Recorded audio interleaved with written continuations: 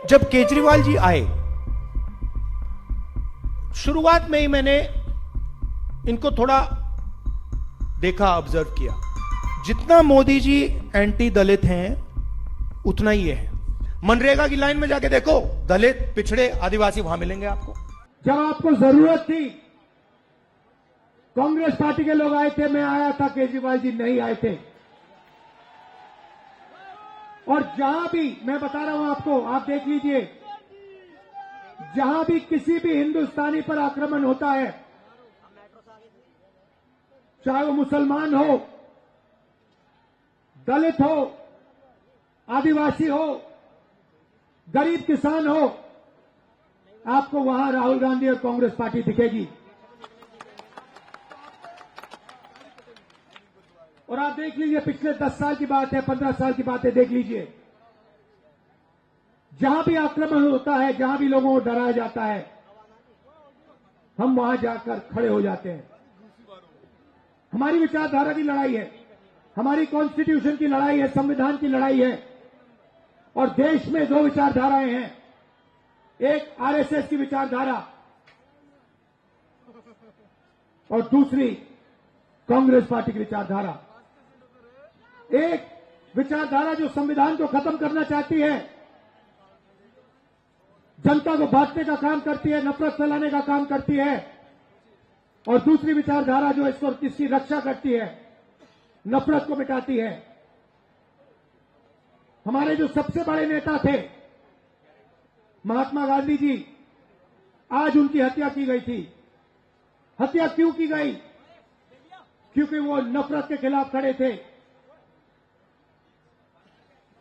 भाईचारे के लिए लड़ रहे थे, हिंदू, मुसलमान, सिख, ईसाई को जोड़ने का काम कर रहे थे, दलितों की रक्षा कर रहे थे।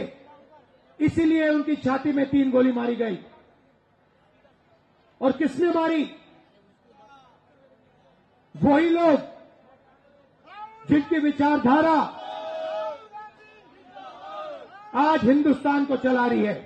तो ये पुरानी लड़ाई है, और ये लड़ाई 2 विचारधाराओं, 2 सोच के बीच में है। एक तरफ कांग्रेस है, दूसरी तरफ आरएसएस है। आप जानते हो, देश के सब लोग जानते हैं कि राहुल गांधी और कांग्रेस पार्टी बीजेपी के साथ कभी भी कॉम्प्रोमाइज नहीं करेगी, नहीं कर सकती।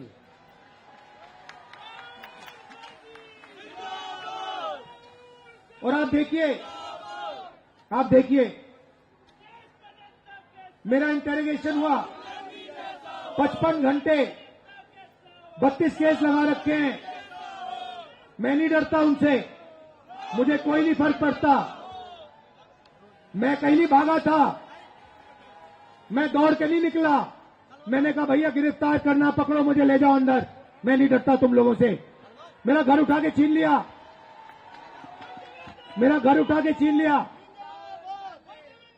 सरकारी घर जो था, मेरा घर छीन लिया। मैंने उनको चाबी दी और मैंने उन्हें कहा मुझे तुम्हारा घर नहीं चाहिए, ले उठा के ले, मुझे नहीं चाहिए। उसके बाद ये सच्चाई है, हम कॉम्प्रोमाइज नहीं कर सकते। मैं आपको बता रहा हूं, हम मर जाएंगे मगर कॉम्प्रोमाइज नहीं कर सकते हम इन लोगों से। क्योंकि हमारा जो हिंदुस्तान है वो नफरत का हिंदुस्तान हो ही नहीं सकता। हमारा हिंदुस्तान मोहब्बत का हिंदुस्तान है, संविधान का हिंदुस्तान है, भाईचारे का हिंदुस्तान है। वैसा हिंदुस्तान हमें चाहिए, वैसे हिंदुस्तान के लिए हम लड़ते हैं, वैसे हिंदुस्तान के लिए हम मरने को तैयार हैं।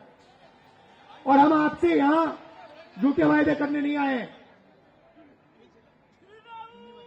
वो केजरीवाल जी 5 साल पहले यमुना जी का पानी पीने की बात कर रहे थे।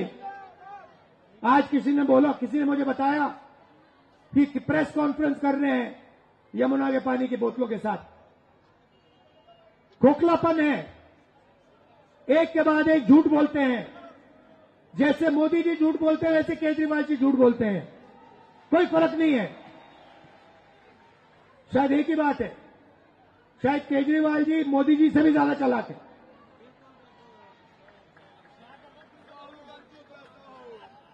तो मेरा कहना है कि आप एक बात मत भूलिए, आपके साथ कौन खड़ा होता है, संविधान को कौन बचाता है और सच आपको कौन बोलता है। मेरे आप भाषण देख लीजिए, पिछले 20 साल के भाषण देख लीजिए। मनरेगा का वायदा किया, मनरेगा दिलवाया। भोजन का अधिकार वायदा किया, दिलवाया। कर्जा माफी वायदा किया, दिलवाई। कर्नाटक में मुफ्त में महिलाओं को बस में जाने का वायदा किया, करा। कर्नाटक तेलंगाना में हमने कहा कि महिलाओं के बैंक अकाउंट में हम सीधा पैसा डालेंगे, हमने डाला। छत्तीसगढ़ में कहा किसानों को हम सही दाम धान के लिए दिलवाएंगे, दिलवाया। हम झूठे वायदे नहीं करना चाहते, हम नहीं कर सकते, क्योंकि हमारा आपके साथ दूसरे तरीके का रिश्ता है, मोहब्बत का रिश्ता है, इज्जत का रिश्ता है। ये मैं आपसे कहना चाहता था। यहां देवेंद्र जी को आप चुनाव जिताइए, भारी बहुमत से जिताइए। और याद रखिए, शीला जी ने जो काम किया था, कांग्रेस पार्टी ने जो काम किया, इंदिरा गांधी जी ने जो काम किया, ये जो आपको कॉलोनी दिलवाई, ये केजरीवाल जी ने, बीजेपी ने नहीं दिलवाई, ये कांग्रेस पार्टी ने दिलवाई थी। क्योंकि हम गरीबों की रक्षा करते हैं, हम गरीबों के लिए काम करते हैं, दलितों के लिए, पिछड़ों के लिए, माइनॉरिटीज के लिए, आदिवासियों के लिए, किसानों के लिए, मजदूरों के लिए हम काम करते हैं। अरबपतियों के लिए हम नहीं काम करते। दिल से आपका धन्यवाद करता हूं, आप आए, आपने इतने प्यार से मेरी बात सुनी। देवेंद्र जी को जिताइए, कांग्रेस पार्टी को जिताइए और फिर से दिल्ली में प्रगति लाइए।